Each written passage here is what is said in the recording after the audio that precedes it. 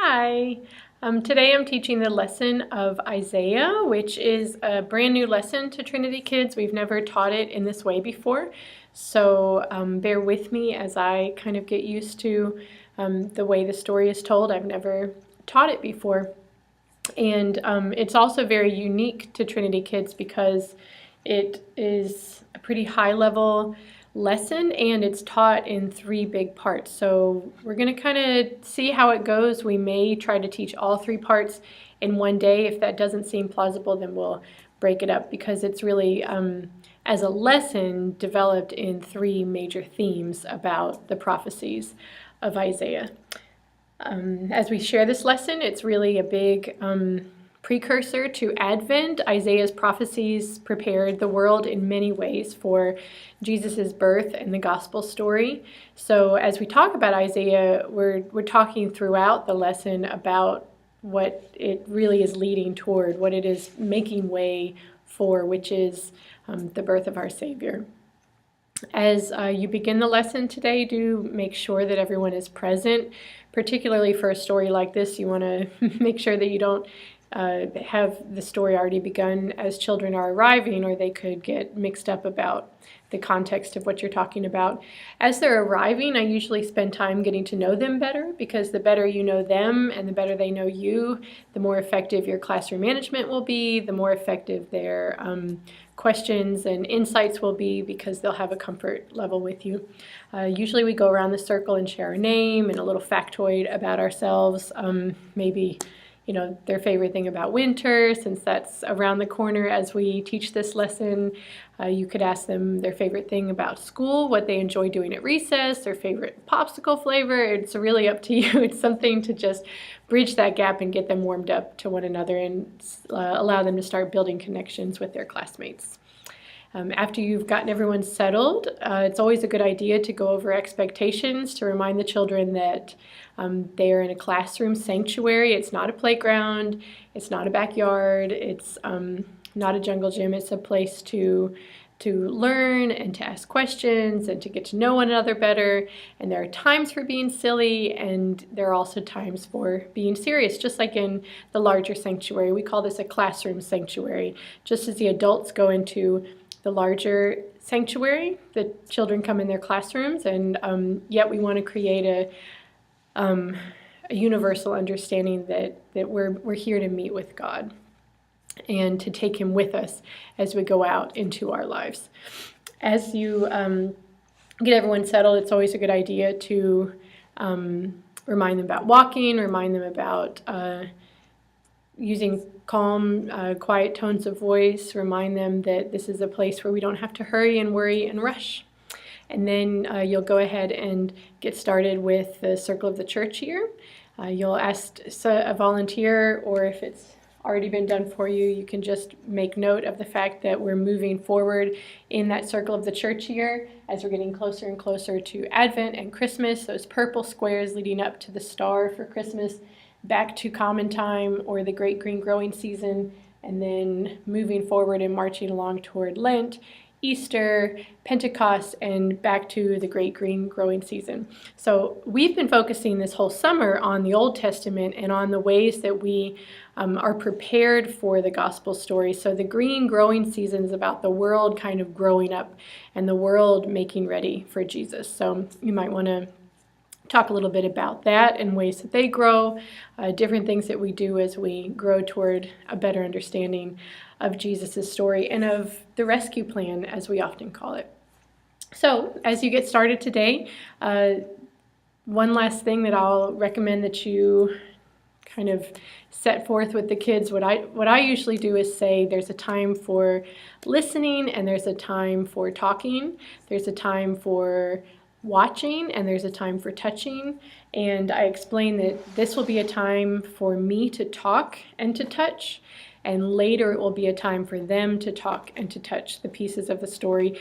These story pieces are really special and they just ask to be held and ask to be played with. So setting that up ahead of time will help the children to focus on the listening and kind of keeping their body under control and being patient until the worship time in which they may interact with the story. So All right, lots of caveats, all that to say, get the kids ready before you begin. You want them to be there with you. You don't want to rush and then feel like you're catching up the whole time. So, alrighty, I'm going to get started, and I am going to read from the lesson. So do feel free when you're teaching the lesson, if you haven't, had enough comfort level with it, just read it off the lesson page. It's okay. You might even share with the students that, you read from the Bible, and the Bible helps you to keep track of all the important things that happened in this long, amazing history, and that you have some of that written on your paper, and so you're going to be reading off it. And feel at liberty to do that, whatever you're most comfortable with. So I'll go ahead and move the camera down so that you can see all these awesome pieces. Oh, and probably it's important to mention that this is the most humongous story that we have. Most of the lessons are about this size, the basket or the box is about this size, and the Isaiah story is so extensive that it's actually 3 times as big, and the baskets are labeled for you. So you'll see Isaiah 1, Isaiah 2, and Isaiah 3. So you'll do those in order, and do try to keep the story materials in their correct baskets, because otherwise it can be really confusing for the next teacher. And things can get easily lost and they're hard to replace. So thank you for being careful about that. All right, let's begin.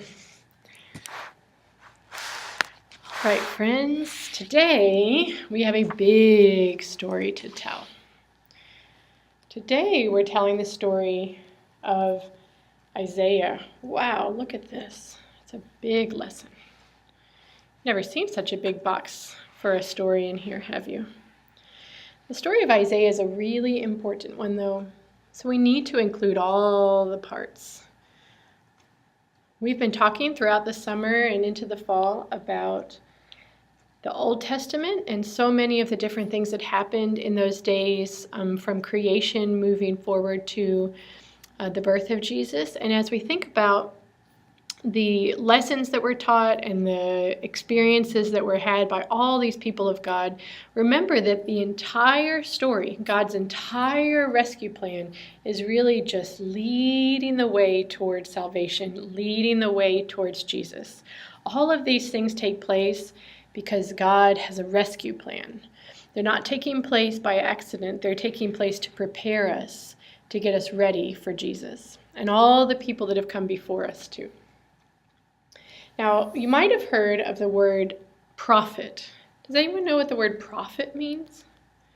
It's a word you may have heard without knowing the meaning. Well, Isaiah was one of these. Isaiah was a prophet. Prophets are people who come so close to God, and God comes so close to them that they understand each other. The prophet knows what God wants. They listen carefully to God, and they speak to God all the time. Prophets are people that spend a lot of time communicating with God, talking and listening and talking and listening.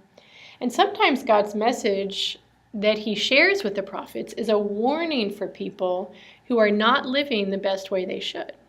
Sometimes God shares with the prophets something that says, wait, hold on, you shouldn't be doing that. Let's make better choices. And sometimes God's message to the prophets is a message of hope, saying it's going to be okay. I know these times are difficult, but I'm with you. Sometimes the prophet shares a message of hope, and sometimes the prophet shares a message of warning. Well, sometimes it's about something else. Sometimes the prophets hear from God about the ways that things are going to be made new. Sometimes it's about something that needs to change or something that's going to change, something to look forward to. Well, today I'm going to share with you about the prophet Isaiah and about the things that Isaiah heard from God. Now, we're going to be talking about 3 different things that happened and 3 different messages that Isaiah shared. We're going to talk about 3 different stories. but all about Isaiah. All connected with Isaiah, but 3 important things that he heard and 3 important things that he shared. We've got 3 baskets to tell those stories. We've got a basket that talks about the first message from Isaiah, a basket that talks about the second message from Isaiah. Excuse me. And we have a message that talks about the third part of Isaiah. So we're going to talk about these one at a time. And remember that this is a time for listening, but later there will be a time for touching. This will be my opportunity to tell the story, and later it will be your opportunity to retell the story or to think about the story a little bit more. So as we think about these things, I want you to imagine a big long piece of paper rolled up. Not a book, but a long piece of paper rolled up. You might even think of it like a little scroll, like this, but much bigger. And the prophet Isaiah wrote down the words that he shared and wrote down the things that God had told him so that not only the people that he knew could read them and hear them, but so that people many years later like us could hear them and read them. So 3 scrolls, 1, 2, 3, 3 parts of Isaiah, 1, 2, 3, but all still the same storyteller. The words of Isaiah have been given to us written this way, and some think that they were all together, and some think that they were separate. But here you can see that these are sewn together. These 3 parts are sewn together, so we might think of it as one big scroll with 3 parts, or 3 different scrolls. So let's start with the first basket. Let's start with this. First, Isaiah was called to be a prophet to the people of God during the time when the Assyrians were attacking the city. He had a vision. In his imagination, he saw something amazing. He suddenly found himself in the temple of God, but it was not like the temple in Jerusalem. Do you remember the big temple that we talk about, where Jesus traveled on Good Friday? Even when he was much younger, when he traveled to Jerusalem with his parents to be blessed. It was even bigger than this temple, even grander than this temple. It was like a vision of heaven itself. Isaiah saw the Lord sitting upon a throne, high and lifted up. In his vision, he saw this huge heavenly temple, and he saw the Lord sitting upon a throne. His presence filled the temple. The temple was full of God.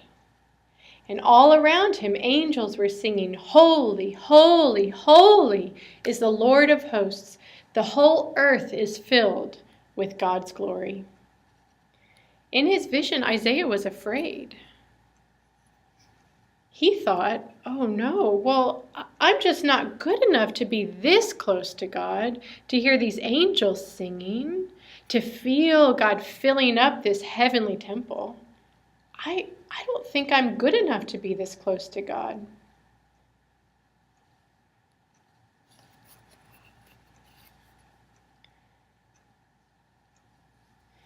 Well, just then an angel flew